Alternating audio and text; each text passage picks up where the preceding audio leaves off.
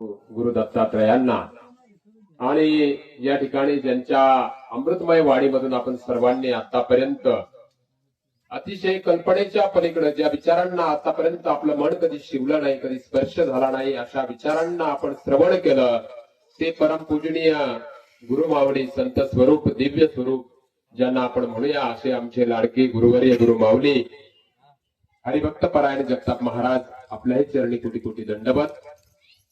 खर तर एक शोकांतिका असते महाराज की इथे बसलेल्यापैकी अगदीच एक 10-15 जर सोडले तर एकाचं वय मला 30 पेक्षा कमी वाटत नाही. आणि ज्या वेळेला आम्ही दीक्षा घेतली त्यावेळेला आमच्या बरोबरीचे असलेले काही तरुण मंडळी आम्हाला सांगायला लागले, इकडे पण बघा माता मावल्यांमध्ये पण एक 2-4 ताई जर सोडल्या काहीच्या पुढचेच आहे. म्हणजे जेव्हा आपण भगवंताला फुल कधी अर्पण करतो, कधी अर्पण करतो दादांना, कधी अर्पण करतो, सुकल्यावर अर्पण करतो की ताजं टवटवीत आणि सुंदर असताना अर्पण करतो? सुंदर असताना अर्पण करतो. मग आपलं शरीर जे आहे, जे भगवंताला दिलेलं आहे, ज्याच्यामध्ये आताच गुरु माऊलींनी सांगितलं की आपण भाडेकरू म्हणून आहोत, हे शरीर सुंदर आणि टवटवीत कोणत्या वयात आहेत तेच सांगा मला. आता बसलेल्यापैकी अर्ध्यांना चष्मे आहेत.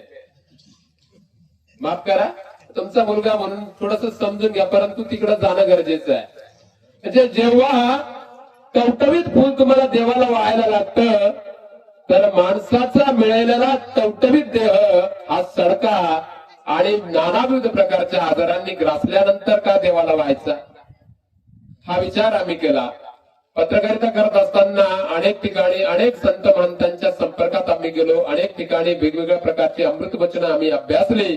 आणि मग असं वाटलं मनाला की आतापर्यंत जर आपलं फुल टवटवीत आहे तोपर्यंत देवाकडे गेलं तर बरं आहे, नाहीतर आपणही कचऱ्यातच आहे. म्हणून शरीर जे अर्पण करायचंय भगवंताला, ते नानाविध प्रकारच्या आजारांनी ग्रासल्यानंतर, आधीव्याधींनी ग्रासल्यानंतर देवाला द्यायचं नाहीये. तर शरीर हे टवटवीत सुंदर असताना देवाला दिलं तर देवाला ते अधिक आवडेल. आता आपली गंमत अशी आहे की मुलं बाळ आपल्याला भाव देत नाही. दुसरी गोष्ट, चष्मा लावल्याशिवाय आपल्याला तंबाखूची पुडीच सापडत नाही. तिसरी गोष्ट अशी आहे, घरी जर थांबलं तर सुनबाई पोराला लेकराला धोका द्यायला लागेल, त्याच्यापेक्षा बाबाजवळ जाऊन बसलेलं बरं आहे. असे अनेक अनेक प्रकारचे विचार असतात. तर या विचारांच्या पलीकडे जाऊन मग करायचा तो आपल्या सुखासाठी परमार्थ, त्याला काही अर्थ नाही. आणि अर्थहीन असलेला केलेला परमार्थ तो भगवंताला सुद्धा मान्य नसतो.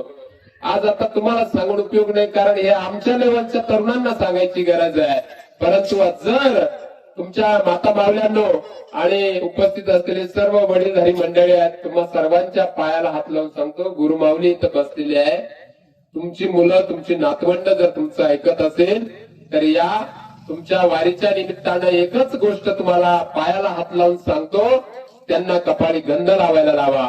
आपल्या घरामध्ये हिंदू संस्कृतीचं जे प्रतीक आहे त्याचा भगवा ध्वज घरावरती उभा करायला सांगा. आणि सकाळ संध्याकाळ भगवंताचं दर्शन झालं नाही तरी चालेल, परंतु वडीलधाऱ्या मंडळींचं दर्शन घ्यायला सांगा.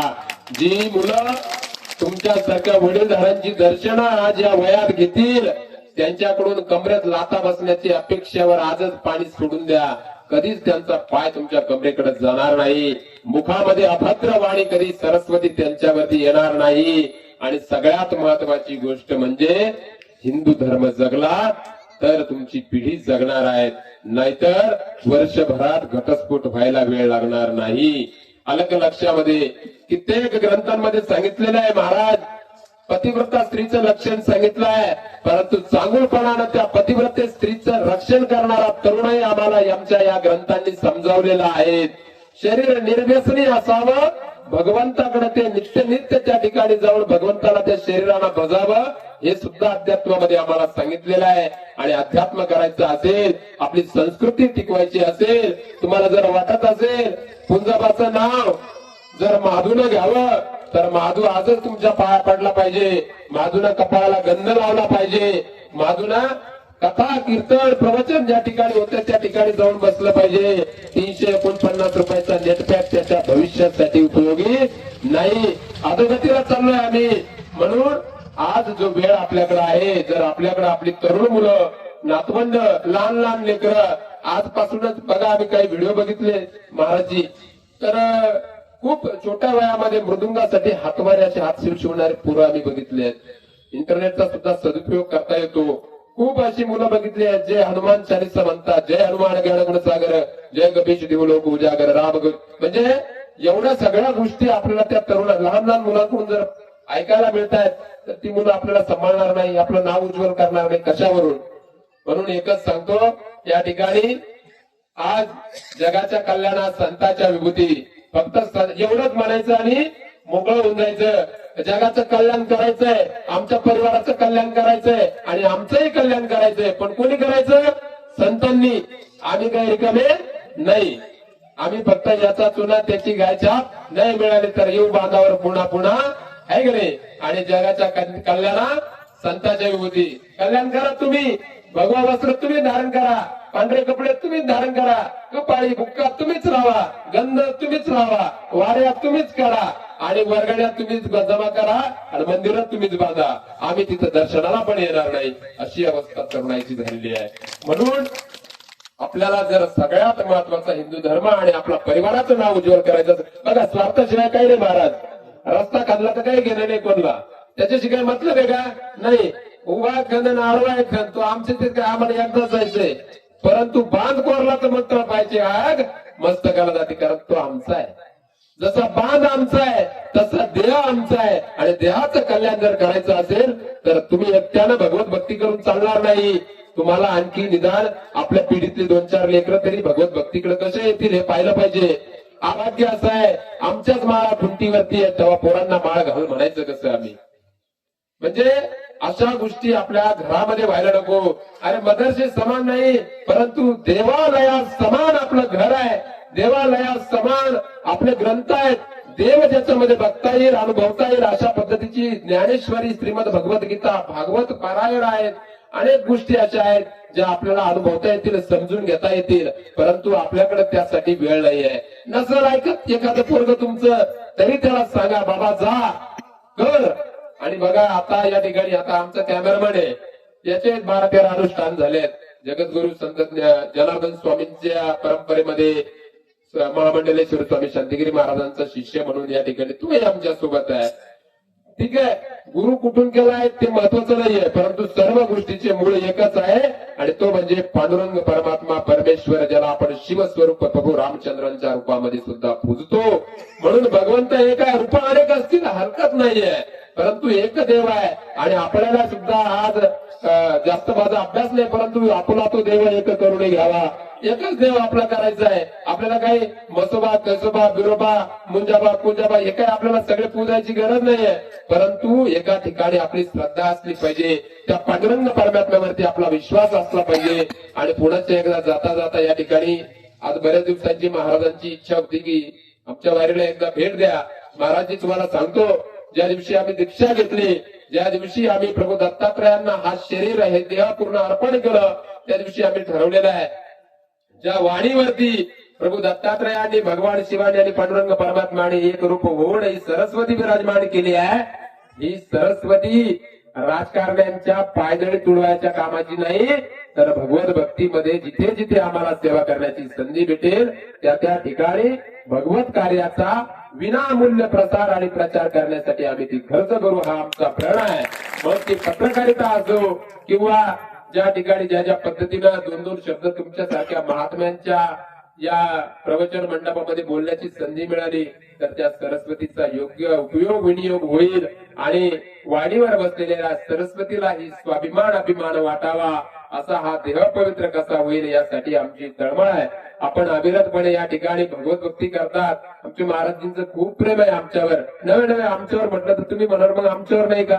अरे तुमच्यावर पण प्रेम आहे, परंतु जगाच्या कल्याणात संतांच्या विभूती आहे. तुमचं आमचं कल्याण व्हावं म्हणून इथं 1 तास 1.5 तास बडबड करायची आहे. पण त्याच्यात आमचं कसं थोडेसे 2-4 जांभळ्या आणायच्या, मकाला पाणी लावलं, कांद्याला खत टाकायचं, थोडंसं तिकडे मन जरा फिरून आणायचं, जरा मग थोडं बरं वाटत, मग थोडंसं पुढं मग महाराजांच्या उभीकडे यायचं. असं आहे, असं नाही करू. तुम्ही 1.5 तास करायचं असेल ना श्रवण तर 1 तास करा, पण तन मन, धन अर्पण करायची गरज नाहीये. तन आणि मन देवाला द्या. तन आणि मन एकरूप करा, एकचित्त करा आणि एकचित्ताने केलेलं श्रवण खऱ्या अर्थानं भगवत भक्तीचं त्या ठिकाणी आपण फलप्राप्तीसाठी पात्र होत असतो. उपस्थित असलेले सर्व वारकरी मंडळी आहेत, महिला माता भगिनी आहेत.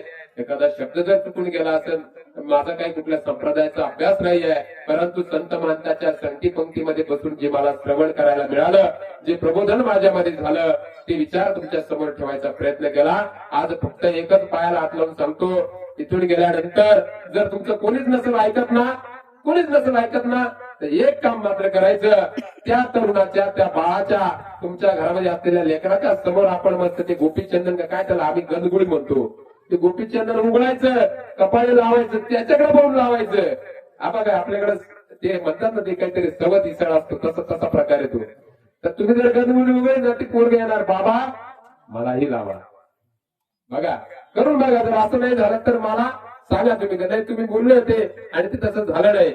म्हणून बघा, तुमच्याकडे जर एखादी लहान मुलगी असेल ना, माता मावल्यानं हरिपाठ घेऊन बघा एखादी गोबी, तर तिथे आपसूक घेऊन बसत तुमच्याजवळ, अशी तरी टाळ वाजेल. 2-4 दिवस टाळ वाजेल, नंतर हरिमुखी मला म्हणायला लागेल, नंतर पुढचा एखादा अभंग पाठ करेल. असं परिवर्तन होत असतं. परिवर्तन एकदा होत नसतं. पाण्याचा एक एक थेंब जेव्हा जसा दगडावर पडतो, तर त्या दगडावर बघा, तुम्ही डोंगर बऱ्याच जणांनी बघितल्यात, मोठमोठे दगड बघितल्यात. अरे पाषाणालाही छिद्र पडतं पाण्यामध्ये सातत्य असल्यामुळं. तर तुम्ही आम्ही तर नदी सगळं कळतं, याला दगड स्वरूप तर नाहीये. म्हणून आपण ते करा. इथून गेल्यानंतर एक गोष्ट करा, महाराजांच्या पायाला हात लावून सांगतो, आपल्या घरावरती एक भगवत ध्वज उभारा. आपल्या कपाळी गंध नित्य असला पाहिजे, रडका कपाळ ठेवू नका. इथं आपण जर म्हणतो ना, आज्ञाचक्र असतं माणसाचं, आज्ञाचक्र असतं, आणि आज्ञाचक्र त्या ठिकाणी आपण त्याची पूजा केली पाहिजे. ही बुद्धीचं दैवत आहे. म्हणून आपण दोन्ही डोळ्यांच्या मध्ये त्या ठिकाणी गंध लावला पाहिजे. नाही गंध लावला जमलं तर बुक्का लावा, परंतु लावा. म्हणजे ती बुद्धिपूजा, तुमची बुद्धी कधीच कोणाचं वाईट करणार नाही, तुम्हाला कधी दुर्बुद्धी सुचणार नाही. यासाठी आपल्याला कपाळी गंध, घरावरती भगवा असलं पाहिजे. हे हिंदुत्वाचं प्रतीक आहे. या ठिकाणी गुरु महाराजांच्या चरणी पुन्हा एकदा नतमस्तक होतो. बसलेल्या माता माऊल्यांच्या चरणी नतमस्तक होतो. आपल्या सर्व पितृत्व समान असलेल्या सर्वांच्या चरणी नतमस्तक होतो. आणि चुकून उकून काही एखादा शब्द गेला असेल तर ते माझं आणि जे बरोबर असेल ते पांडुरंग परमात्मा असं समजून या ठिकाणी थांबतो. हरिओम, शांती शांती.